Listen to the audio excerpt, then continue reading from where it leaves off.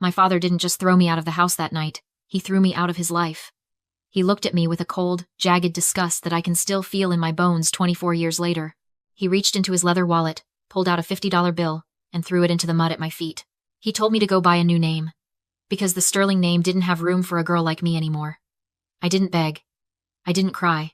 I just picked up that dirty bill, wiped the mud off on my jeans, and told him that one day, I would buy his name back from him. Now, I'm standing in my glass office in Seattle, looking at the rain, when the security feed pings. 2 people are standing at my front door. They look older, gray, and desperate. But I'd know those faces anywhere. My father looks into the camera and says 4 words that make my blood turn to ice. Let us see the child. I just leaned into the intercom, my voice as calm as a frozen lake, and asked them, "What child? What on earth are you talking about?" Before I tell you how the color drained from their faces, I want to know you're here with me. Drop a comment and let me know where you're listening from and what time it is for you right now. I'd love to know who is part of our community. Columbus, Ohio. 24 years ago. The air in our dining room tasted like burnt roast and suppressed rage. The clock on the mantel struck 7, each tick sounding like a hammer hitting a nail. My name is Brianna Sterling. And that night, I learned that the people who gave you life can be the first ones to take it away. I was 17. I was scared. And I was pregnant. I had spent the entire afternoon rehearsing how to tell them, thinking that maybe, just maybe, the bond of blood would mean something. But when the words finally left my lips, the silence that followed was heavier than the storm outside. My father, Gregory, didn't move. He just stared at me as if I were a piece of fruit that had rotted on his expensive walnut table. My mother, Susan, didn't look at me at all. She just kept folding her napkin, over and over, until her knuckles were white. Gregory finally spoke, his voice a low, dangerous rumble. "You have ruined this name, Brianna. Do you have any idea what you've done to our standing in this city?" I tried to explain that Ethan and I would take responsibility, that I just needed help to finish school. I reached out for my mother's hand, but she pulled away, as if my touch were contagious. 10 minutes, Gregory said. He didn't yell. That would have been too human for him. He just reached into his wallet and pulled out a $50 bill. "Take this, and leave. If you walk out that door, you are no longer a Sterling. You are nothing." I looked at my mother, pleading with my eyes for her to say something. Anything. But she just stood up, walked to the fireplace, and turned our family photo face down. The soft click of the frame hitting the wood sounded like a casket closing. I remember the rain. It wasn't a drizzle. It was a cold, punishing downpour that soaked through my thin jacket in seconds. I stood on the porch, my hands trembling around the strap of a single trash bag filled with clothes. I heard the lock click behind me, a sharp final sound that told me the world I knew was gone. I stood there in the mud, staring at that $50 bill in my hand. It was the price they put on my life. My father had just used me as a tax write-off, a bad investment he was cutting loose. I didn't cry. The rain was doing that for me. Everything stayed silent for days after I found a bus station. But in my head, Gregory's words kept echoing. I ended up in a cheap motel in Seattle, shivering and alone. That was where I met Evelyn. She was the owner. A woman with eyes that had seen 1,000 storms and a heart that was made of iron. She found me collapsed in the hallway of her motel, clutching my stomach. She didn't ask for my ID. She didn't ask for my story. She just wrapped me in a warm blanket and sat me down with a cup of tea. I told her everything. I told her I was a mistake, a disgrace, a girl with no future. Evelyn looked at me, her gaze steady, and said words that I would eventually carve into the foundation of my company. She leaned in and whispered, "Brianna, listen to me. They didn't vote Bach on. They didn't throw you away. They are just losing the privilege of watching you shine. From this moment on, you don't belong to them. You belong to the woman you're about to become." That night, for the first time since Columbus, I didn't feel like a victim. I felt like a secret weapon. I looked at that muddy $50 bill on the nightstand and made a silent vow. I wasn't just going to survive. I was going to build something so powerful that they would have to beg for a seat at my table. Building a life from scratch isn't a cinematic montage. It's a slow, grinding war against your own exhaustion. After Evelyn took me in, I worked 18 hours a day at her hotel. I scrubbed toilets until my hands were raw, and I hauled laundry until my back felt like it would snap. But every night, when the guests were asleep and the lobby was silent, I sat behind the front desk and opened a battered laptop Evelyn had given me. I didn't study art or literature. I studied data. I studied the way numbers move, the way they hide, and the way they tell the truth when people lie. I became obsessed with the logic of it. People are messy and emotional. But a database? A database is honest. A year into my new life, the crushing weight of reality hit me. I lost the baby. The doctor said it was a combination of extreme stress and malnutrition from those first few weeks on the street. I remember sitting in that cold clinic room, clutching a small, woven cord bracelet Evelyn had made for me. I didn't cry. My heart felt like it had been turned into a block of granite. I didn't have room for grief because I was too busy fueling my rage. As the years passed, my talent for data architecture turned into a career, and then into an empire. I founded Elysium Data Systems. We didn't just manage information. We hunted it. By the time I was 30, I was a millionaire. By 35, I was the person the giants of industry called when they needed to find a leak. But there was a secret I kept even from Evelyn. During those first 10 years of success, I wasn't just hoarding wealth. I was playing a game of shadows with my father. Gregory Sterling thought he was clever. Before he kicked me out, he had used my social security number to co-sign on several massive gambling debts and failing business loans. He thought he'd left me with a lead weight around my neck that would keep me underwater forever. I didn't sue him. Not then. Instead, I spent millions of my own hard-earned money quietly buying up those debts. Every time a collection agency came knocking on his door, they didn't realize they were talking to a shell company owned by the daughter he'd discarded. I paid off every cent, not out of love, but for a reason far more calculated. This was my invisible debt. I wanted to make sure that when the day of reckoning came, there wouldn't be a single thread. Not a dollar, not a legal document, not a memory linking me to him. I was buying my freedom, one interest payment at a time. I was clearing the ledger so that when I finally struck, it would be clinical. While I was living in a world of cold logic and rising skyscrapers, the Sterlings were rotting from the inside out. I kept tabs on them like a scientist watching a virus in a petri dish. Gregory's company was a hollow shell, built on vanity and bad credit. Susan was still playing the part of the Columbus socialite, hosting charity galas with money they didn't actually have. They were living on borrowed time. And I was the one who owned the clock. I thought I had reached the end of my journey when I finally paid off the last of Gregory's secret debts. I thought I was done with them. But then, the news broke about the Evelyn Foundation and the massive trust she'd left in my name for displaced youth. The Sterlings saw the dollar signs, and like vultures sensing a dying animal, they started circling. They didn't just want a piece of my success. They wanted to reclaim me like a lost asset, and they were willing to use the most disgusting lie imaginable to do it. 24 years of silence ended with a knock that sounded like a demand. I watched the security monitor in my Seattle penthouse as Gregory and Susan Sterling stood there, dressed in layers of expensive wool that couldn't hide the decay of their spirits. They looked like an apology, but I knew better. They were a sales pitch. When I opened the door, the air between us turned brittle. Gregory didn't ask how I was. He didn't mention the 2 decades of rain he'd left me to drown in. He just looked past me into my home, his eyes hungry for a legacy he hadn't earned. "Let us see the child," he said, his voice thick with a fake, practiced warmth.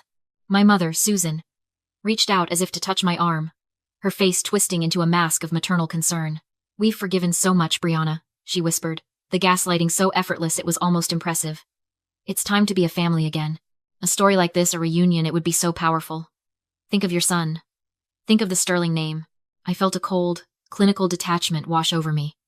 I stepped back, inviting them into the foyer, not out of kindness, but to let the trap finish setting itself.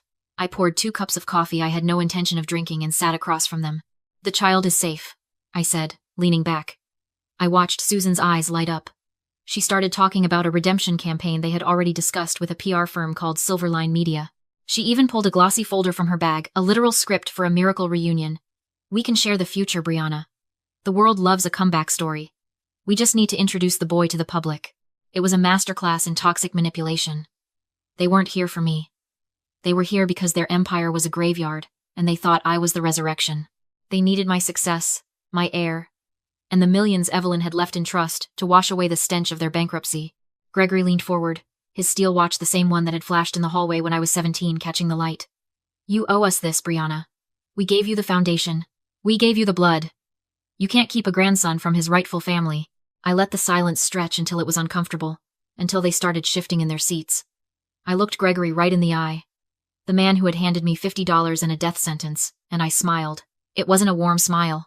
It was the smile of an auditor who just found the missing zero. "You're right, Gregory," I said, my voice dropping an octave. "Families shouldn't have secrets. But there's a small problem with your plan. You see, I spent 10 years paying off the gambling debts you Len Lute signed under my name before you kicked me out. I bought your pride. Dollar by dollar. Until I owned every mistake you ever made. Susan started to protest, her voice trembling with that familiar fragile outrage. Brianna, how can you be so transactional? We're talking about your flesh and blood. Am I? I asked. I stood up and walked to the window, looking out at the city I had conquered while they were busy losing theirs. You want to see the child? You want to use a grandson to save your reputation? I turned back to them, my face a mask of absolute clarity. There is no child. There never was. The baby I carried died 24 years ago in a charity clinic because I was 17, starving and broken by the people who were supposed to protect me. The room went so quiet I could hear the hum of the refrigerator. Gregory's mouth opened, but no sound came out. Susan's hand went to her throat. I didn't bring you here to negotiate, I continued, my voice lethal and calm. I brought you here so you could hear the truth before the rest of the world does. You didn't come for a grandson. You came for a paycheck. And unfortunately for you, the Sterling account is officially closed. I didn't give them a chance to recover. In my world, once the breach is detected, you don't wait for an explanation, Bantha Chut Vandai. I watched Gregory's face go through a dozen shades of gray, while Susan's eyes darted around the room, looking for a script that wasn't there. They weren't shocked by what they'd done 24 years ago. They were shocked that I'd stopped playing along. I'm not the scared 17-year-old in the rain anymore, Gregory, I said, my voice clinical. I'm the woman who owns the servers that hold your credit history. And right now, your history is screaming. They left my penthouse without another word. But the silence didn't last. By the next morning, the toxic family dynamics I knew so well shifted into high gear. Susan started a whisper campaign, calling my old contacts in Columbus, painting me as a cold-hearted mogul who had stolen her own child's legacy. Gregory went further. He leaked a heavily edited photo to a tabloid of me standing on my balcony, with a headline that read, "The Ice Queen of Seattle, hiding a secret heir." I didn't answer a single call. I didn't post a rebuttal. I went back to my office at Elysium and sat at my terminal. For me, emotion is just bad data. In an audit, I deleted it and replaced it with a search query. I called Marcus, my lead investigator. I need every byte of data on Silverline Media and Gregory Sterling's recent transactions, I told him. And find Ethan. I want to know exactly how much my father paid him to disappear in 2003. Within 48 hours, Marcus delivered. It turns out, Gregory hadn't just been greedy. He'd been criminal. My father had used the 1,989 Sterling Family Trust, a fund Evelyn had actually helped him build decades ago, before he betrayed her to funnel $1,200,000 into a series of shell companies. The goal? To bribe Ethan to leave the state and to pay Silverline Media for a day of redemption campaign that would force me into a public reconciliation. If I refused, they were going to use forged documents to claim I was an unfit mother to a child they intended to find through a private adoption agency. They were going to buy a baby to replace the one I lost, just to get their hands on my company. But the biggest mistake Gregory made was the signature. To release those funds, he needed my authorization as the secondary beneficiary. Since I hadn't spoken to him in 2 decades, he'd done the one thing a data architect never forgives. He'd forged my digital fingerprint. I leaned back in my chair, the blue light of the monitor reflecting in my eyes. This wasn't a family feud anymore. It was a forensic audit. Gregory thought he was playing a game of emotions, but I was playing a game of chess with a grandmaster's engine. I spent the rest of the week in a feminist empowerment arc that my younger self wouldn't have recognized. I coordinated with my legal team, not as a victim, but as a commander. We didn't just file a lawsuit, we built a cage. On Friday afternoon, I received an alert. Silverline Media was holding a private press briefing at a hotel downtown, preparing to reveal the truth about the Sterling heir. Gregory and Susan were there, dressed in their finest morning clothes, ready to cry for the cameras. I stood in my glass office, watching the live feed from a hidden camera Sarah had placed in the room. I adjusted my blazer, checked the time on my own watch, a simple, elegant piece that didn't flash, and felt a wave of absolute control. "Everything is ready, Brianna." Sarah's voice crackled in my earpiece. "The override script is loaded. We have the notary logs from Lane County. We have Ethan's confession on tape, and we have the forged wire transfer." I looked at my reflection in the window. The girl who had not Tertin Namzua would have been terrified. But the woman I am now was just waiting for the clock to strike 12. The hotel ballroom was a sea of false smiles and expensive perfume. Gregory and Susan stood at the center of it, flanked by 2 executives from Silverline Media. On the large screen behind them, a soft focus video was playing a montage of old family photos from Columbus, edited to look like a nostalgic dream. Gregory was holding a microphone, his voice cracking with a theatrical sorrow that would have fooled anyone who didn't know he was a predator. We have spent every day of the last 24 years searching for our daughter, Gregory told the room, his eyes brimming with rehearsed tears. And today, we aren't just finding her. We are finding the future of the Sterling legacy. We are here to announce the return of our grandson. I was sitting in the back of the room, hidden by the shadows and a pair of dark glasses. I looked at Sarah and gave her a single nod. The soft music suddenly died. The screen behind my father flickered, then went black. A low murmur rippled through the audience. Gregory turned around, gesturing to the tech booth with an annoyed flick of his wrist. But the screen didn't go back to the family photos. Instead, a grainy black and white security video from 2003 appeared. It was a recording from a notary's office in Eugene. The room watched in absolute silence as a younger Gregory and Susan sat across from a lawyer. They weren't crying. They were laughing. Gregory reached out and signed a document titled Relinquishment of Parental Rights and Liability. Then, the camera caught the flash of his steel watch as he shook the lawyer's hand. The murmur in the ballroom turned into a roar of confusion. Gregory's face went the color of ash. "This is a mistake," he shouted, his voice echoing through the speakers. "This is a technical glitch." But the glitch didn't stop. The screen split into 3 sections. On the left, the notary log appeared, highlighting the date and the signatures. In the center, a recorded deposition from Ethan played. "They paid me $20,000 to leave." Ethan's voice boomed across the hall. "Gregory told me if I stayed, he'd use his influence to put me in jail. He said Brianna was a bad investment he needed to write off." And on the right, the kill shot. A digital audit trail from the Sterling Family Trust. It showed a $1,200,000 transfer, authorized by a forged digital signature of my name, sent directly to Silverline Media's offshore account. I stood up and took off my glasses. I walked down the center aisle, the crowd parting like the Red Sea. I didn't rush. I wanted them to see every second of my approach. I reached the stage and took the microphone from my father's trembling hand. He looked at me with a mixture of terror and a hatred so pure it was almost beautiful. "You asked to see the child, Gregory," I said. My voice projected through the entire ballroom, calm and lethal. "But you forgot one thing. Data doesn't lie. People do." I turned to the press, who were now scrambling to capture every second of the collapse. "The Sterling name isn't a legacy," I told them.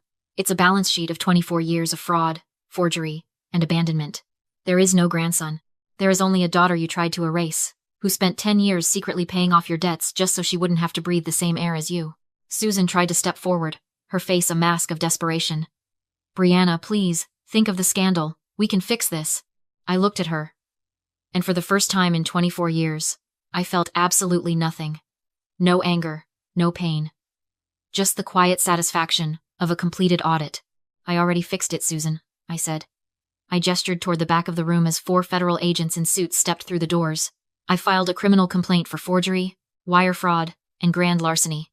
The Elysium servers have already sent the full evidence packet to the district attorney." As the agents reached the stage and began to read Gregory his rights, he lunged at me, his face twisted in a snarl. "I gave you life. You owe me everything." I didn't flinch. I just looked at the steel watch on his wrist, the one he'd used to time my exit into the rain. "Actually," I said, my voice a cold whisper that only he could hear, "according to the $50 you gave me in Columbus, I've already paid you back with interest. You're overdrawn, Gregory. And I'm closing the account." The flash of the cameras felt like a series of small explosions. But I didn't blink. I watched as the federal agents led Gregory and Susan out of the ballroom. My father's expensive wool coat was bunched up at the shoulders, making him look smaller, like a man drowning in his own skin. Susan was silent now, her face a pale blur behind her hands. The silence that followed their exit was thick, heavy with the weight of 3,000 people realizing they had just witnessed a corporate execution. I didn't stay for the questions. I didn't stay for the applause. I walked out through the service corridor. The cool concrete walls a welcome relief from the suffocating heat of the ballroom. A few days later, the news cycle had moved on to the next scandal. But the damage was permanent. Gregory's real estate firm declared bankruptcy within the week. Every partner he'd ever lied to came forward with their own stories of fraud. He was sentenced to 12 years for wire fraud and forgery. Susan moved into a small, state-funded apartment in Arizona, far away from the galas and the Sterling name she had worshipped more than her own daughter. I drove out to the coast, to a secluded stretch of the Pacific, where the waves hit the jagged rocks with a rhythmic, cleansing violence. The air smelled of salt and ancient cedar. I stood at the waterline and reached into my pocket, pulling out that old, muddy $50 bill. It was frayed at the edges, the ink faded, a relic of a life that no longer belonged to me. I didn't feel a surge of triumph. I didn't feel the burn of revenge. Instead, I felt a profound sense of closure. My life had been a rebuttal for 24 years. A long, complicated sentence written in response to my father's rejection. But as I watched the tide come in, I realized I didn't need to argue anymore. The audit was over. The books were balanced. I let go of the bill. It caught a gust of wind, fluttering for a second like a dying bird, before the gray water swallowed it and dragged it into the deep. That night, I went back to the hotel Evelyn had left me. I walked into the lobby, the smell of fresh linen and lavender greeting me like an old friend. I sat behind the front desk, the same one where I had spent years learning the language of data. I opened my laptop and looked at the Foundation's website. We had just received 300 new applications from young people who had been told they were mistakes. I spent the next 4 hours reading their stories. I didn't see numbers or data points. I saw survivors. Family isn't the house that throws you out in the rain. It's not the blood that betrays you, or the name that tries to own you. Family is the person who hands you a warm cup of tea when you have nothing left. It's the woman who tells you that your shine is a privilege the world hasn't earned yet. I looked at the small, woven cord bracelet still tied around my wrist. It was a bit frayed, just like I was, but it was strong. I realized that my father didn't take my future that night in Columbus. He just forced me to build one that he couldn't touch. If this story moved you, if you've ever been the one standing in the rain while the door clicked shut, know that you aren't defined by who left you. You are defined by who you became when you decided to keep walking. Please subscribe and share this story. You are not telling it alone. I closed my laptop, listened to the quiet hum of the building, and for the first time in 24 years, I slept until the sun came up. No noise, no ghosts, just peace.